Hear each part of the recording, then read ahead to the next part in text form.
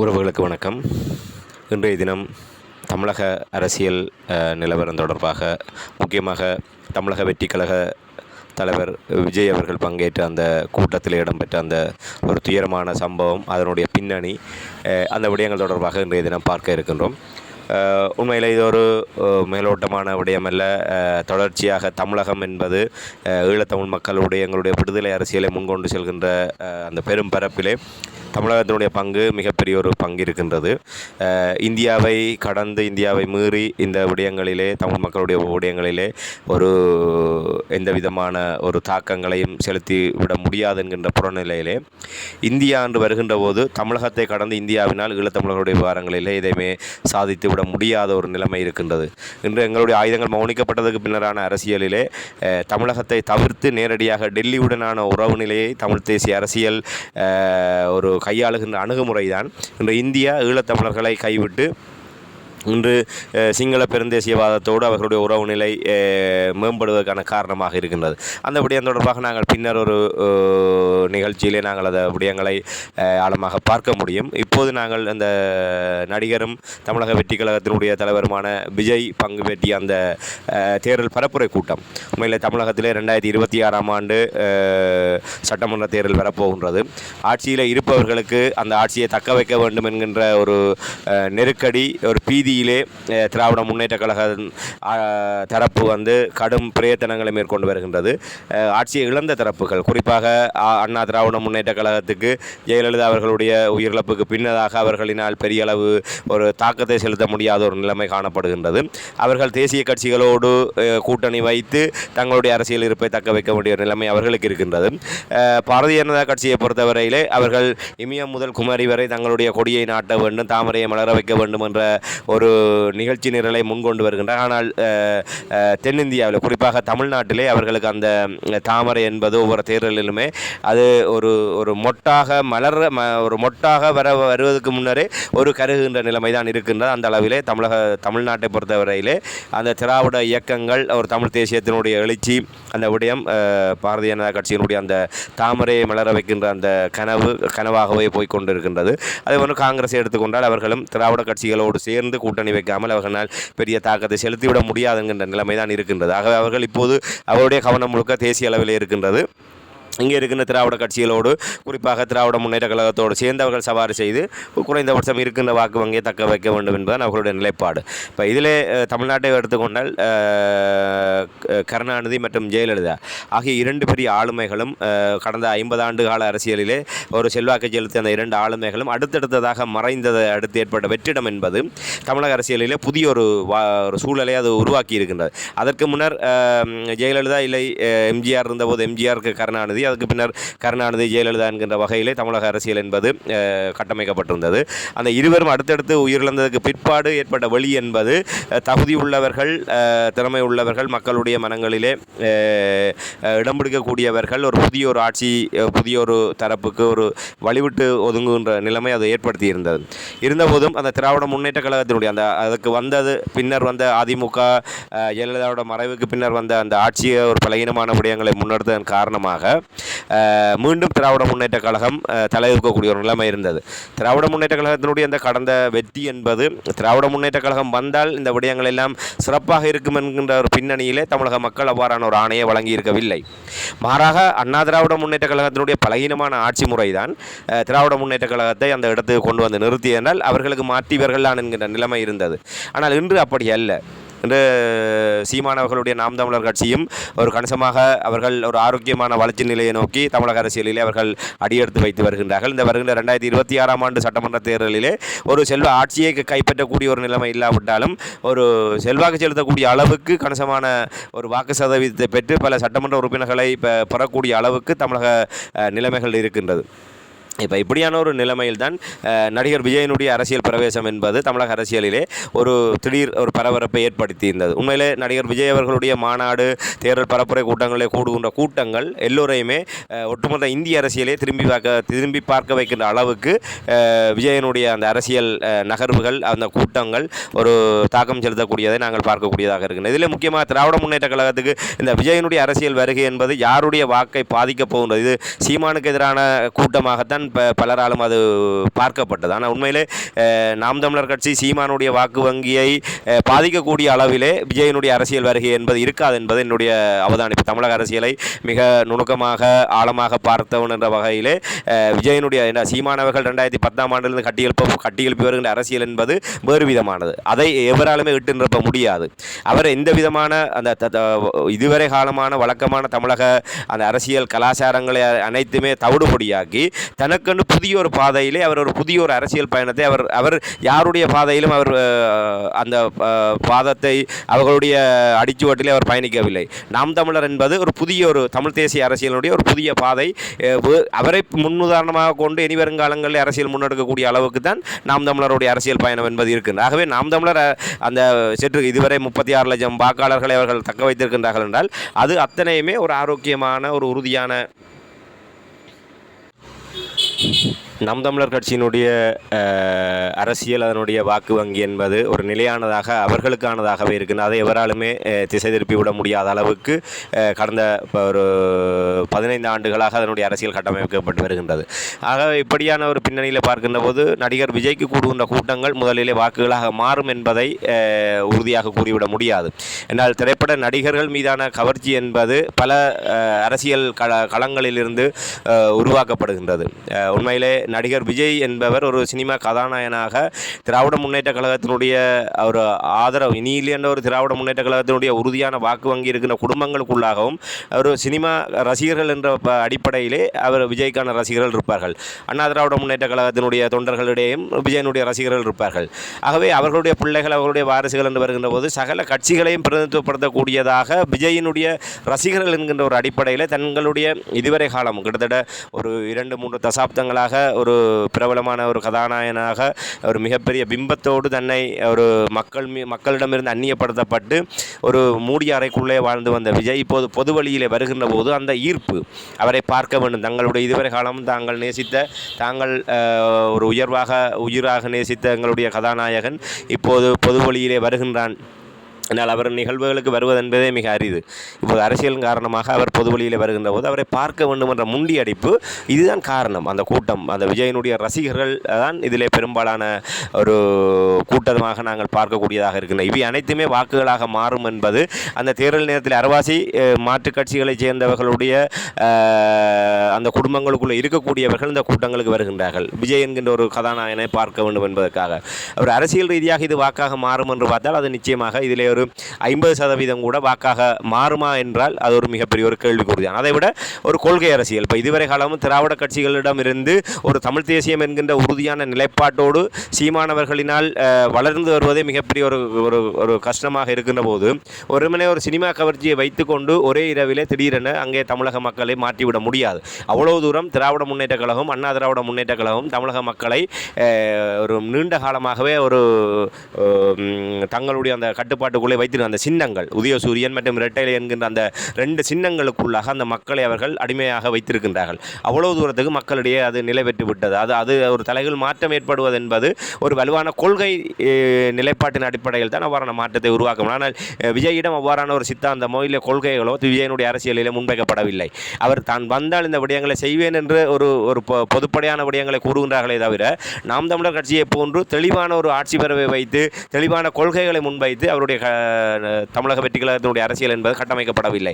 ஆகவே இந்த வெற்றிடத்திலே தங்களுக்கான ஒரு அரசியல் இலக்கை அடைய வேண்டும் என்ற நோக்கத்தோடு தான் விஜய் அவர்களுடைய அரசியல் பயணம் முன்னெடுக்கப்பட்டு வருகிறது. ஆகவே விஜய்க்கு கூடுகின்ற கூட்டம் நிச்சயமாக கணிசமான ஒரு இந்த 2026ஆம் ஆண்டு சட்டமன்ற தேர்தலில் தாக்கத்தை செலுத்தப் போகின்றது. அந்த தாக்கத்தை செலுத்துகின்ற போது யார் இதிலே பாதிக்கப்பட போகின்ற தரப்பு என்று பார்க்கின்ற போது நிச்சயமாக அது திராவிட முன்னேற்ற கழகத்தினுடைய வாக்கை தான் பெரிதும் பாதிக்கப் போகின்றது.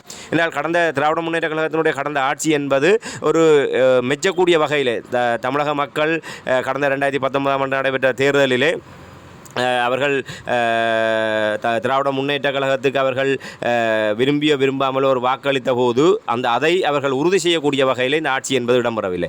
இடைப்பட்ட காலத்திலே ஏற்பட்ட அந்த பெருவெள்ளமாக இருக்கட்டும், சென்னை மூழ்குகின்ற அளவுக்கு பெருவெள்ளமாக இருக்கட்டும், இன்னும் தமிழ்நாட்டிலே பல்வேறு வாழ்வுரிமை பிரச்சனைகள் இவை அனைத்துமே திராவிட முன்னேற்ற கழகத்தினால் சரியான முறையிலே தமிழக மக்களுக்காக நின்று செயல்பட முடியவில்லை.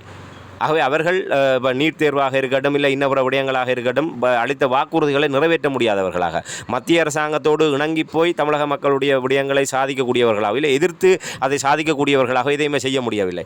இன்று இந்திய தேசிய கூட்டணி என்று காங்கிரஸ் தலைமையிலான கூட்டணியிலே திராவிட முன்னேற்ற கழகம் முக்கியமான இடத்தை வகிக்கின்றது. ஆனால் அதே காங்கிரஸ் அங்கே கர்நாடகாவில் ஆட்சியை நடத்துகின்றது. அந்த கர்நாடகாவோடு பேசி அந்த இந்திய கூட்டணியிலே ஒரு அங்கம் வகிக்கின்ற திராவிட முன்னேற்ற கழகத்தினால் காவிரியிலிருந்து நீரை கொண்டு வர முடியவில்லை. அப்போ நீங்கள் ஒரு தேசிய ரீதியாக காங்கிரஸுக்கு அடுத்தபடியாக ஒரு வலுவான இடத்திலே திராவிட முன்னேற்ற கழகம் அந்த இந்திய ஜனநாயக கூட்டணியில் நீங்கள் இருக்கின்றீர்கள் என்று சொன்னால், அதே கூட்டணியிலே தலைமை வகிக்கின்ற காங்கிரஸ் ஆளுகின்ற கர்நாடகாவிலிருந்து தமிழகத்தினுடைய உரிமையை உங்களால் பெற்றுக்கொள்ள முடியவில்லை இந்த 5 ஆண்டுகளிலே. பிறகு எப்படி நீங்கள் அடுத்த தடவை வந்து என்னத்தை சாதிக்கப் போகின்ற ஒரு கேள்வி தமிழக மக்களிடையே வலுவாக எழும்பும். ஏன்னா நீங்கள் செய்திருக்க வேண்டும், உங்களால் முடியும். பாரதிய ஜனதா கட்சியோடு இணங்கி போய்த்தான் உங்களால் செய்ய முடியவில்லை என்றால், உங்களுடைய கூட்டணியில் இருக்கின்ற காங்கிரஸ் ஆட்சி செய்கின்ற கர்நாடகாவிலிருந்து ஏன் காவிரி நீரை தமிழகத்துக்கு பெற்றுக் கொடுக்க முடியவில்லை? அது வருடம் ஏமாற்றமான ஒன்றாகத்தானே இருக்கின்றது. தமிழக மக்கள் மீண்டும் அந்த உரிமைகளுக்காக போராடக்கூடிய ஒரு நிலைமை தானே இருக்கின்றது. தமிழகத்திலே விவசாயம் பொய்த்து போய் கொண்டிருக்கின்றது, காவிரி நீர் வரவில்லை. இந்த முல்லை பெரியாரை எடுத்துக்கொண்டால் உங்களினால் அதே கூட்டணியிலே பினராயி விஜயனும் இருக்கின்றார். அந்த கேரளாவோடு சேர்ந்து ஒரு இணக்கப்பாட்டுக்கு வந்து முல்லை பெரியாரில் உங்களுக்கு தமிழகத்துக்கான உரிமையை நிலைநாட்ட முடியாமல் இருக்கின்றது. அப்போ தமிழகத்திலே நடைபெறுகின்ற திராவிட முன்னேற்ற கழக ஆட்சி என்பது உண்மையிலே தமிழகத்துக்கான ஆட்சியாக இல்லாமல் அவர்கள் தங்களுடைய இதுவரை காலமும் தங்களுக்கான அந்த குடும்ப அரசியலை தொடர்வதற்கான ஒரு களமாகத்தான் அது இருக்கின்றது. இது தமிழக மக்கள் மத்தியிலே வெகுவாக உணரக்கூடிய ஒன்றாக இருக்குது. இந்த அதிருப்தி என்பது நிச்சயமாக மாற்று என்கின்ற ஒன்றை நோக்கி செல்கின்றது. இந்த மாற்று என்று சொல்கின்ற போது அது அண்ணா திராவிட முன்னேற்ற கழகம் பாரதிய ஜனதா கட்சி கூட்டணி வந்தால் கூட பெரிய செல்வாக்கை செலுத்திவிட முடியாதனால் பாரதிய ஜனதா கட்சி மீது மிகப்பெரிய அதிருப்தி இருக்கின்றது. இன்று தமிழக மீனவர் விவகாரம் அங்கே ஒரு உணர்வுபூர்வமான விடயமாக இருக்கின்றது. அது மாத்திரமில்லாமல் மத்திய அரசாங்கத்திடமிருந்து இங்கே திணிக்கப்படுகின்ற அத்தனை திட்டங்களும் நீட் உள்ளிட்ட மீத்தேன் எரிவாயுவாக இருக்கட்டும், இல்லை 6 வழி சாலையாக இருக்கட்டும், விவசாய உரிமைகள் பாதிக்கப்படுகின்ற விடயமாக இருக்கட்டும், அனைத்துமே மத்திய அரசாங்கத்தின் மீதான அதிருப்தியாக மாறியிருக்கின்றது. ஆகவே மத்திய அரசாங்கத்தோடு பாரதிய ஜனதா கட்சியோடு கூட்டணி வைத்த அதிமுக வருகின்ற போது அதனுடைய தாக்கத்தை இவர்கள் சந்திக்க வேண்டியிருக்கும். அதை விட இஸ்லாமியர்கள் அங்கே பாரதிய ஜனதா கட்சி வருகின்ற போது ஒரு மதவாத கூட்டணியாக அது பார்க்கப்படும். அது இஸ்லாமியர்கள் தரப்பு அதுக்கு எதிராக நிற்கக்கூடிய ஒரு நிலைமை இருக்கும். ஆகவே அதிமுக பிஜேபியோடு சேர்கின்ற போது இஸ்லாமியர்களுடைய வாக்கு வங்கி இழக்க வேண்டிய ஒரு நிலைமை ஏற்படும். அவை எப்படி பார்த்தாலும் சகல இருக்கின்ற ஆட்சியில் இருக்கின்ற திராவிட முன்னேற்ற கழகத்தின் மீதான அதிருப்தி என்பது வேறு தளங்களுக்கு மடைமாற்றக்கூடிய நிலைமை இருக்கின்றது. அதுதான் மெல்ல மெல்ல சீமான் என்கின்ற நாம் தமிழர் கட்சி ஒரு கொள்கை ரீதியான பயணத்திலே அவர்கள் ஒரு படிமுறை வளர்ச்சியை கண்டு வருகின்றார்கள். 2026 நிச்சயமாக அவர்கள் ஒரு மிகப்பெரிய ஒரு அசாதாரணமான நிலைமை அவர்கள் அடையக்கூடிய நிலைமை இந்த பின்னணியிலே பார்க்கப்படுகின்றன. என்றால் இருப்பவர்கள் ஒரு நம்பிக்கை அளிக்கக்கூடிய வகையில் இல்லை. எதிர்கால தலைமுறை, எதிர்கால தமிழகம் என்கின்ற கண்ணோட்டத்தில் சிந்திக்கின்ற புதிய வாக்காளர்களிடையே நாம் தமிழர் கட்சி ஒரு செல்வாக்கு செலுத்தக்கூடிய நிலைமை இருக்கின்றது. இப்போ இப்படியான நிலைமையில் தான் விஜயனுடைய அரசியல் வருகை என்பது திராவிட முன்னேற்ற கழகத்தினுடைய அந்த அதிருப்தி வாக்குகள், ஏன்னா தமிழ் தேசியம் என்பது இன்னும் ஒரு அரும்பு நிலையில் தான் இருக்கின்றது. ஆகவே ஒரு 8 கோடி மக்கள் மத்தியில் ஒரு 35 லட்சம் 36 லட்சம் பேர் அந்த தமிழ் தேசியத்தை ஒரு நேசிக்கக்கூடியவர்களாக நாம் தமிழருக்கு பின்னால் அணிவகுத்து நிற்கின்றார்கள். ஆகவே கோடான கோடி மக்கள் அந்த திராவிடம் என்கின்ற அந்த வட்டத்துக்குள்ளே இருக்கின்றார்கள். அதிலிருந்து வெளிவருபவர்கள் நிச்சயமாக நடிகர் விஜயனுடைய தமிழக வெற்றி கழகத்தின் மீது ஈர்க்கப்பட்டு அங்கே அந்த அதிருப்தி வாக்குகள் செல்லக்கூடிய ஒரு நிலைமை இருக்கின்றது. ஆகவே உடனடி எதிரி என்று சொன்னால், திராவிட முன்னேற்ற கழகத்துக்கு உடனடியான பாதிப்பு என்று சொன்னால் அது விஜயனுடைய அரசியல் வருகை.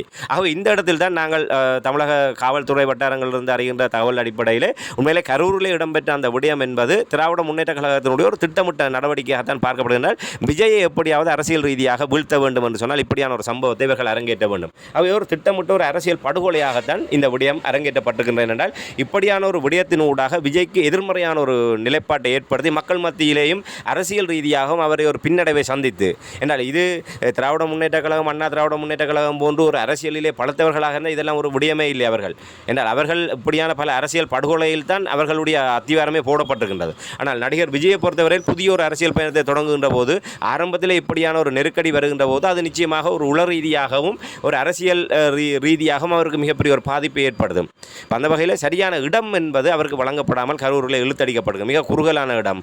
அங்கே காவல்துறையினர் போதிய அளவிலே பணிக்கு அமர்த்தப்படவில்லை. இப்படியான பல விடயங்கள் அங்கே திட்டமிட்டு திராவிட முன்னேற்ற கழகத்தினால் இந்த விடயம் ஊக்குவிக்கப்பட்டிருக்கிறது. அது மாத்திரமல்ல, அந்த உண்மையிலே விஜய், நாங்கள் இதில் விஜயை நியாயப்படுத்துகின்ற விடயம் அல்ல.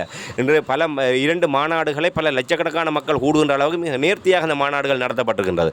ஏதோ ஒரு சிறிய ஒரு அசம்பாவிதம் கூட ஏற்படாமல் அந்த மாநாட்டுக்கு வருகை தருகின்ற லட்சக்கணக்கானவருடைய வாகனங்கள் நிறுத்தப்படுவதாக இருக்கட்டும், மாநாட்டுக்கு முன்னரும் பின்னரும் அந்த பகுதிகளில் எந்தவித போக்குவரத்து நெருக்கடிகளும் விபத்துகளும் ஏற்படாத வகையிலே மிக நேர்த்தியாக அந்த மாநாடுகள் நடத்தப்பட்டிருக்கின்றது. அப்படி இருக்கின்ற போது இந்த இடத்திலே இது விஜய் தரப்பு தவறாக நாங்கள் கூறிவிட முடியாது. உண்மையிலே ஒரு ஆளுங்கட்சி, எதிர்க்கட்சியாக இருக்கட்டும், எந்த கட்சியாக இருக்கட்டும், அவர்கள்தான் இதுக்கு பொறுப்பானவர்கள். அந்த இடத்திலே ஒரு தேர்தல் பரப்புரை கூட்டத்துக்கு அனுமதி வழங்குகின்ற போது அங்கே கூடுகின்ற கூட்டத்துக்கு அந்த விடயங்களுக்கெல்லாம் பாதுகாப்பு கொடுத்து அதை உறுதி செய்ய வேண்டியது ஆட்சியில் இருப்பவருடைய கடமை. இந்த இடத்திலே இவர்கள் திட்டமிட்டு அங்கே மக்கள் ஒரு அமைதியின்மை ஏற்படக்கூடிய சூழல் அங்கே ஏற்படுத்தப்பட்டிருக்கின்றது. அதன் காரணமாக திடீரென மக்கள் அங்கே முண்டியடிக்க முற்பட்ட போது அங்கே செல்ல முடியாத ஒரு நிலைமை ஏற்பட்டது. அதன் காரணமாக மூச்சுத்திணறல் ஏற்பட்டது. இது வழக்கமாக ஒரு தேர்தல் பிரச்சாரம் இந்தியாவிலே நாங்கள் எடுத்துக்கொண்டால் இதுதான் ஒரு அரசியல் கூட்டத்திலே இப்படியான கூட்ட நெரிசலிலே மக்கள் உயிரிழப்பதற்கான முதல் சம்பவமாக இது பதிவாகி இருக்கின்றது. உண்மையிலே 1954ஆம் ஆண்டு உத்தரப்பிரதேசத்திலே நடைபெற்ற ஒரு சம்பவம் தான் ஒரு மிக உயர்வான கிட்டத்தட்ட 800 பேர் உயிரிழந்திருக்கின்றார்கள். அதுவும் மற்ற அனைத்துமே இந்த கும்பமேளா மகாமேளா என்று சொல்லப்படுகின்ற அந்த ஆன்மீக விடயங்கள் தான், அங்கே ஆன்மீக யாத்திரிகள் செல்கின்ற போது ஏற்படுகின்ற கூட்ட நெரிசல்கள் தான் இவ்வாறான பாரிய உயிரிழப்புகள் இடம்பெற்று வருகின்றன. அவ்வாறு 1954ஆம் ஆண்டு பிப்ரவரி 3ஆம் தேதி உத்தரப்பிரதேசத்திலே இடம்பெற்ற அந்த அலகாபாத் என்கின்ற அந்த இடத்திலே நடைபெற்ற அந்த கும்பமேளாவிலே லட்சக்கணக்கான மக்கள் அங்கே ஒன்று கூடிய போது ஏற்பட்ட கூட்ட நெரிசல் காரணமாக 800 பேர் அதில் உயிரிழந்திருக்கின்றார்கள். தமிழகத்தை எடுத்துக்கொண்டால் இதே போன்ற ஒரு அரசியல் ஒரு தொடர்பட்டதாக 1992ஆம் ஆண்டு அப்போது ஜெயலலிதா அவர்கள் தமிழகத்தினுடைய முதலமைச்சராக இருந்தார்.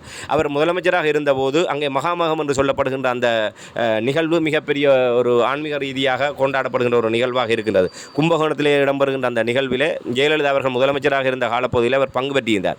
ஆகவே ஒரு முதலமைச்சராக இருந்தபோது அவர் அங்கே வருகை தந்தபோது வழக்கத்தை விட இரட்டிப்பான கூட்டம் அங்கே கூடியதன் காரணமாக அங்கே ஏற்பட்ட கூட்ட நெரிசலில் 48 பேர் அதில் உயிரிழந்திருந்தார்கள். தமிழகத்தை பொறுத்தவரையில் இதுதான் ஒரு அதிகமான ஒரு உயிரிழப்பாக இருக்கின்றன. இந்திய அளவிலே 1954ஆம் ஆண்டு 800 பேர் கும்பமேளாவிலே உயிரிழந்ததும், 92ஆம் ஆண்டு ஜெயலலிதா அவர்கள் பங்கு பெற்றிய கும்பமேளாவிலே 48 பேர் உயிரிழந்தது தான் தமிழகம் இந்திய என்ற அளவிலே ஒப்பிடுகின்ற போது ஒரு விடயமாக இருக்கின்றது. இப்போ இந்த இடத்திலே விஜய் அவர்கள் பங்கு பெற்றிய இந்த கூட்டத்திலே இப்போது 41 பேர் உயிரிழந்திருக்கின்றார்கள். இப்போ இந்த விடயம் விஜய்க்கு ஒரு பின்னடைவாக இருக்குமா என்றால் நிச்சயமாக அது இல்லை என்றால் கூற வேண்டும். இந்த விடயங்களெல்லாம் கடந்து இது விஜயை ஒரு வலுப்படுத்தக்கூடிய விடயமாகத்தான் இருக்கும் என்றால் தமிழக மக்களை பொறுத்தவரையில் இதை விட எத்தனையோ பெரிய இழப்புகளையும் பெரிய பின்னடைவுகளை எல்லாம் சந்தித்திருக்கின்றார்கள். இப்போ ஜெயலலிதா அவர்கள் 92ஆம் ஆண்டு முதலமைச்சராக இருக்கின்ற போது 48 பேர் உயிரிழந்திருக்கின்றார்கள். அதற்கு பின்னர் அவர் அரசியல் ரீதியாக இல்லாமலா போய்விட்டார். தமிழகத்தை பொறுத்தவரையில் இந்த உயிரிழப்புகள் என்பது ஒரு பெரிய ஒரு தாக்கம் செலுத்தக்கூடிய விடயம் அல்ல. இதை விட அடுத்த ஒரு பெரிய ஓட்டை போட்டுவிட்டு இந்த விடயங்களை மறக்கடிக்கக்கூடிய அளவுக்கான நிகழ்வுகள் வந்துவிடும். ஆனால் ஊடக ரீதியாக திராவிட முன்னேற்ற கழகத்தினுடைய ஆதிக்கம் இருக்கின்ற காரணத்தினால் தேர்தல் நெருங்குகின்ற வரை இந்த விடயத்தை அவர்கள் பூதாகரப்படுத்தி விஜய்க்கான அரசியல் நெருக்கடி ஏற்படுத்த முற்படுவார்கள். ஆனால் நிச்சயமாக விஜய் இந்த விடயத்திலிருந்து மீண்டு தன்னுடைய ஒரு அரசியல் இது அவருக்கான ஒரு முதலீடாக மாறக்கூடிய ஒரு வாய்ப்பு இருப்பதைத்தான் அவதானிக்கூடியதாக இருக்கின்றனால் தமிழக அரசியலிலே விஜய் அவர்கள் வேறு எந்த விதத்திலுமே அவர் மீது ஒரு கரைபடியாத குற்றம் சாட்ட முடியாத நிலைமை இருக்கின்றதாக இந்த விடயம் இப்போதே ஒரு சில நாட்களுக்குள்ளாகவே திராவிட முன்னேற்ற கழகத்தினுடைய மறைமுக சூழ்ச்சிகள் சதிகள் தொடர்பான விடயங்கள் எல்லாம் மெல்ல மெல்ல வெளியாகி கொண்டிருக்கின்றது. அவ்வாறு ஆதாரபூர்வமாக இன்னும் விடயங்கள் வெளிவருகின்ற போது அது விஜய்க்கான ஒரு அனுதாபமாக மாறி மேலும் அவருக்கான கூட்டத்தை வாக்காளர்களாக மாற்றுகின்ற ஒரு விடயமாகத்தான் மாறும். ஆகவே திராவிட முன்னேற்ற கழகம் தனக்கு பாதிப்பை ஏற்படுத்தக்கூடிய தமிழக வெற்றி கழகத்தை முடக்க வேண்டும் என்று நினைத்து செய்த வேலை அவர்கள் சொந்த காசிலே சூனியம் வைத்ததை போன்று மாறியிருக்கின்றது என்பதைத்தான் தற்போதைய நிலைமைகள் எடுத்து காட்டுகின்றது. தொடர்ந்து நாங்கள் தமிழக அரசியல் நிகழ்வுகளோடு அவ்வப்போது சந்திப்போம். நன்றி.